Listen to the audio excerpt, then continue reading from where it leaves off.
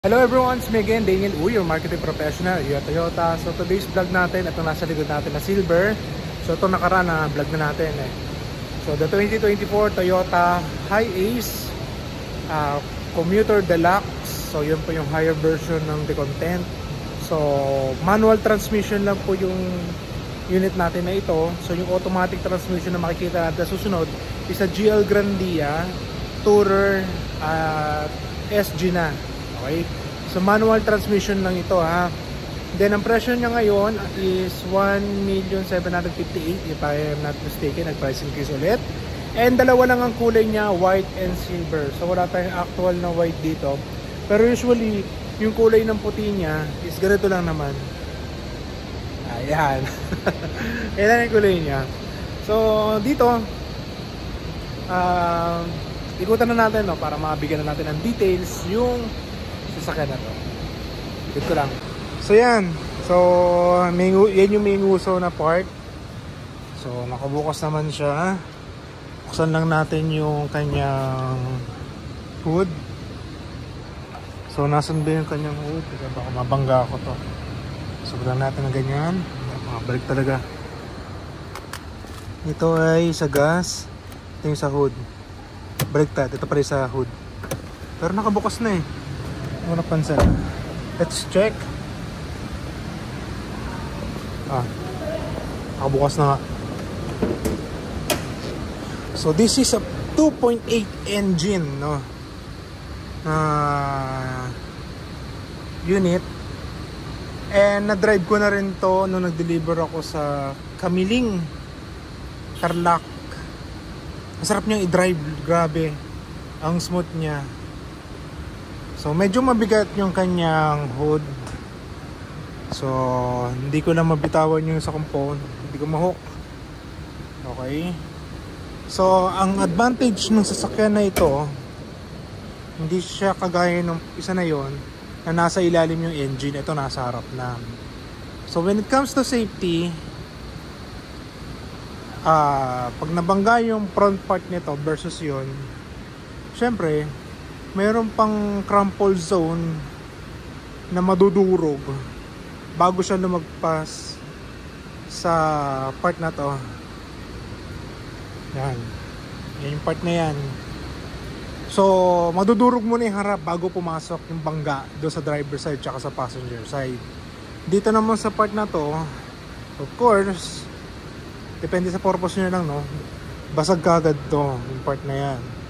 So matutuhod kagad si driver dyan. Pero syempre ingat pa rin tayo ha. So yung difference niya sa GL Grandia is of course yung design niya, diba? Body color black lang. Ito body color chrome, fog lamps, side turning lamps. Side turning lamps niya ito nandito. So high beam, yan, headlight. Yan. So pwede naman natin yan may abang naman yan na fog lamps. Okay. So yung gulong niya naka hubcap, while dito nakalimutan ko na ang tagal ko hindi nag-vlog sorry mamaya balikan natin. Kalimutan ko. Hindi ko maano. So sukat ng gulong, tayo sa maliwanag na side. So by the way yung antenna niya, yan, parehas lang din. Yun. Okay. So ang gulong niya is 215/70R16. Okay. So we have here the side turning lamp, meron din siya. So sa passenger side tayo. Dito sa passenger side natin, dalawa naman ang makakaupo. Ngayon, wala lang siyang headrest. Pero pwede mo siyang gawing armrest. Lalagyan na ng mga ibang gamit, cup holder, and so on. So pag umupo naman yung isa dito, huwag lang masyadong malaki dito kasi baka makaabala sa driver. Okay? So lalagyan na natin ng gamit, cup holder, SRS airbag. Maganda na rin naman yung head unit niya. Ayan. Now, kung gusto natin ng naka touchscreen, pwede naman. Bili na lang tayo. Mura lang naman yan. So ang presyo, dito na lang sa loob, usap tayo. So ang side lang niya na pasukan is nasa right side lang. Same with commuter decontent. Pero doon sa mga GL Super Gandia, yan, dalawa yan. So dito apat kagad ang pwedeng umupo. So kung gusto natin pumunta sa likod, tumba lang natin tong sandalan na to. So ilang seater nga ba siya? So matic 4 po sa likod, 4, 4, 4. So that is 12 plus 3, 15 seater po ang unit natin na ito. Now, wala siyang mga headrest, pero may nakita ko sa Facebook, pinalalagyan nila. So tanong natin dito sa loob, tatanong ko sa loob kung merong pwedeng palagyan ng headrest to. And I think meron naman. So ang aircon vent natin dito sa likod, blower, ayan. Kasama na rin yung ating speaker. Ayan. So sa akin, kung bibili ako, actually dream car ko ngayon to, no. So papaano ko na lang to, leather ko to. Yun ang una kong project na pagagawa rito. Tapos papalagyan ko ng headrest. And may mga abang naman yan. Hindi lang nilagyan muna. Siguro add-on accessories. So hindi na ako uupo sa loob. So ito po yung likod niya. Guys, hindi ko nabubuksan ha. Kasi baka bumangga ako dito, magbayad pa ako. And maliit lang naman yung space niya sa loob. So puro ilalim yung lalagyan na natin dito.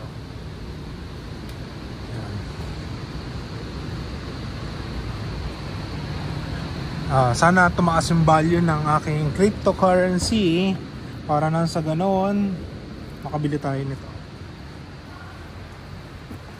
Po tayo.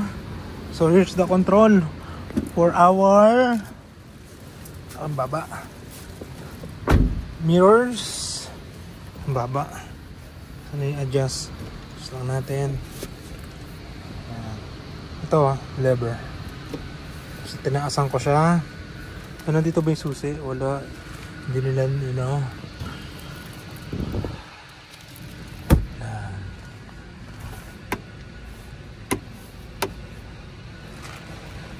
So here's the manibela niya. Cup holder, pinakagusto ko.